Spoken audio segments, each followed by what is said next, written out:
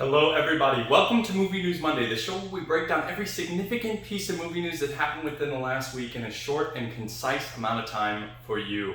I'm your host Dylan Strickland. Don't forget to like and subscribe, and let's get started.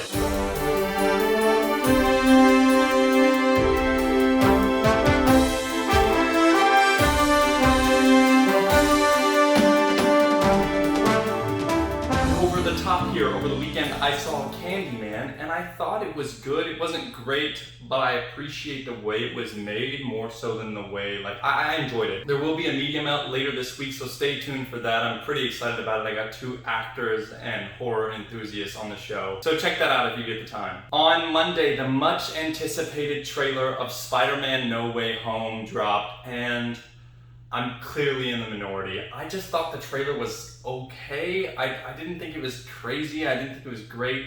I'm personally not a huge Tobey fan, so seeing the villains of the Tobey's movies didn't really do much for me. And I also felt that Doctor Strange was kind of acting a little out of character from what we've seen of him in the MCU. But I'm excited to see the movie, of course, when it comes out on December 17th. Needless of how I feel though, it did end up breaking the 24-hour view record. It beat out In-Game, so it is now one of the most viewed trailers in 24 hours of all time. On Tuesday, CinemaCon was going on all last week, so we got a bunch of new info. It was announced by Warner Brothers that Matrix 4 will be titled Matrix Resurrections. This is expected to release in December. I haven't seen much marketing for it, so I'm thinking it might actually get pushed. Kind of a big fan of the first Matrix film, but the second and third one are kind of ass in my opinion, so we'll see how this fourth one turns out. I will be seeing it, and we will be doing a media melt on it. On Tuesday, it was announced that Jake Gyllenhaal is set to produce and star in an adaptation of Robert Kirkman's Oblivion song. It is being developed as a feature film as opposed to something like Invincible or The Walking Dead. And the comic storyline basically takes place a decade after 300 citizens just disappear from Philadelphia. They were suddenly lost in this weird accident, and it's about Jake Gyllenhaal's character, or who I presume he will be playing. They didn't specify in the article, trying to find out where they've gone. I'm pretty excited about this. I have been a fan of almost every Robert Kirkman produced / written thing, so I'm kind of looking forward to this. And I love Jake Gyllenhaal. I think he's an Academy level talent, so I can't wait to see where this goes. On Wednesday, the actress who plays Shuri in Black Panther, Letitia Wright, suffered an injury. She was hospitalized in Boston while shooting Black Panther: Wakanda Forever. They said she got out later that day, so it's not expected that this will affect much of production. What is interesting though is that the accident happened on a rig. Why would Shuri be in a rig? It's an interesting little tidbit there. I'm thinking maybe they are going to go with the Shuri becomes Black Panther, but it's interesting that Shuri's in a rig. I guess this also would confirm that they are not setting Black Panther Wakanda Forever in the 5-year time blip, as Shuri clearly has a prominent role and Shuri didn't exist in that 5-year time blip.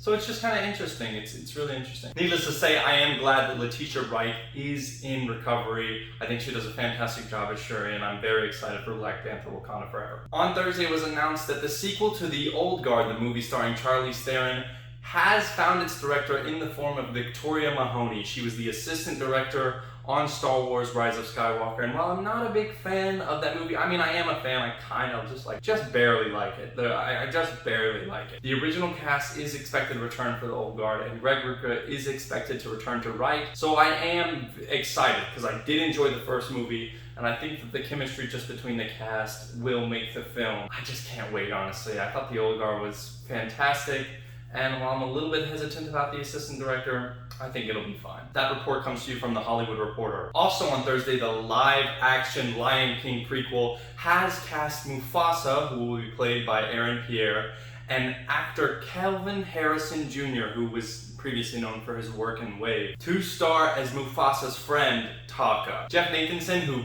basically adapted or just wrote the same story as the first live-action Lion King, is expected to write the prequel. And get this, Academy Award winner Barry Jenkins is set to direct, and Hans Zimmer is going to be the composer. That makes me really excited. I wasn't huge on Moon Knight, but you have to admit that the movie's gorgeous. And Hans Zimmer, he's just amazing.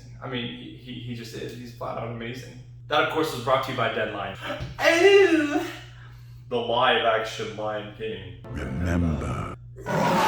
On Friday, it was announced that Cobra Kai has been approved for Season 5 ahead of the release of Season 4. Season 4 is expected to come out in December. I'm pretty excited. I haven't seen the Cobra Kai show, but I am going to start watching it in anticipation for the new season. And it's got a huge fan base, so clearly there is something there to get excited about. That report was brought to you by Deadline. On Sunday, some kind of sad news. Ed Asner has passed away. The legendary actor Ed Asner has passed away at the age of 91.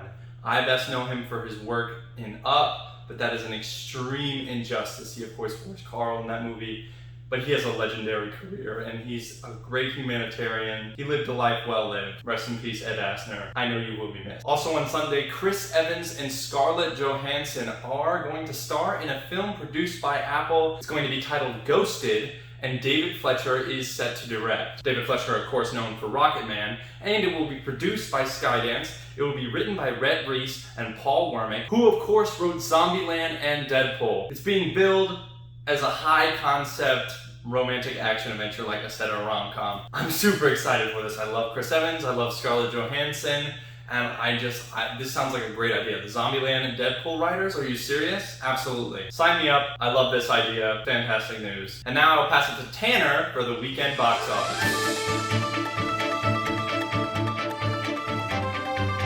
Hello again, Movie News Monday viewers. My name is Tanner, and in this video, I will give you a breakdown of the top 10 movies in the box office right now and what they made in this past weekend. And at number 1, we have Candyman, which came out this weekend, and it has made $22,370,000 so far. Good for them. At number 2, we have Free Guy, which in this past weekend made $13,556,000, which is down 27% from last weekend, so not a big loss.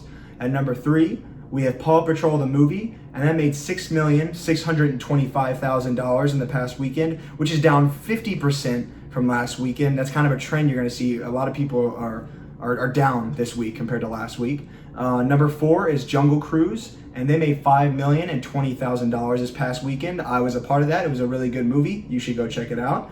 And that was only down 21% from last weekend, so they're doing pretty good. Don't Breathe 2 is at number 5, and they've made $2,835,000 in the past weekend, and they're down 44% from last weekend. Remember, everybody, go out there and check out these movies. Thank you. With the box office numbers coming in, you'll notice that Candyman actually won out the weekend. This is of great significance, as it is the first time Nia DaCosta, a black female director, has won out the weekend in her box office opening. This is great news. It's a huge step forward, and hopefully this opens the door for so many more opportunities, because there has been a great deal of exclusion in Hollywood. Can't really deny that. But I'm hoping that with Chloe Zhao winning Director of the Year, it seems like we're on the path towards progress. If you'd like to check out any of the trailers I mentioned in this video, they are down in the description. And that is going to do it for Movie News Monday. If you enjoyed this, please leave a like and subscribe. Like I said, it really, really helps. There will be a media melt coming out on Candyman in the next couple of days, so stay tuned for that. Like I said, thank you guys so much for watching, and I'll see you next week.